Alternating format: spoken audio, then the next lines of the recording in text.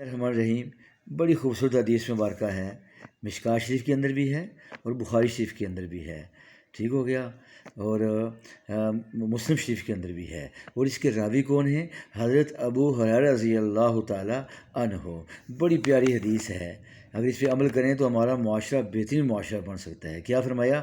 الحیاء شعبۃ من الایمان، حیا ایمان کی ایک شاخ ہے۔ دیکھیں، شرم و حیا ایمان کی ایک شاخ ہے، شرم و حیا ایمان کی ایک شاخ ہے۔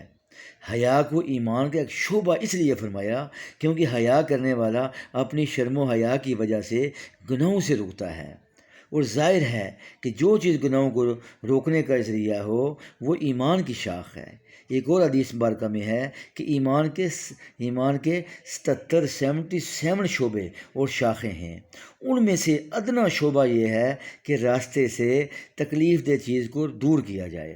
ایک اور حدیث مبارکہ میں ہے کہ حیا اور ایمان ساتھ ساتھ ہیں، اگر ایک ان میں نہ ہوگا تو دوسرا بھی نہ ہوگا، تو جس میں حیا نہیں اس میں کوئی ایمان نہیں ہے۔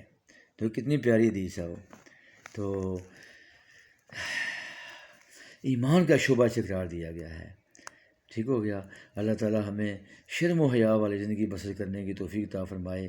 اللہ کے نبی فرماتے ہیں صلی اللہ علیہ وسلم، جو دو جبلوں کے درمیان ہے اور جو دو ٹانگوں کے درمیان ہے، تم مجھے اس کی ضمانت دو اور مجھ سے جنت کا سرٹیفکیٹ لے لو۔ کیا چاہیے اور ہمیں؟ تو حیا ہر مسلمان، اللہ تعالیٰ ہماری تعریف کرتا ہے کہ آپ مومن ہیں، اللہ ہمیں کہتا ہے آپ مسلمان ہیں، اللہ نے ہمارا نام مسلمان رکھا ہے۔ تو مسلمان کو پیارے آقا علیہ السلام سے بڑا ہمدرد کون ہے مسلمان کا؟ آپ نے ہماری ہمدردی فرمائی ہے کہ اپنے ایمان کو بچاؤ حیا کے ذریعے، جس میں حیا نہیں ہے اس میں ایمان نہیں ہے۔ تو ایمان، یہ اس کو بچانا، ایمان کو بچانے کے لیے حیا جو ہے یہ بہت ضروری ہے۔ اگر بندہ حیا نہ کرے، فرمایا کہ تمہیں حیا نہیں جو چاہے کر پھر۔ تو ہر معاملے کے اندر ہمیں حیا کا مظاہرہ کرنا چاہیے۔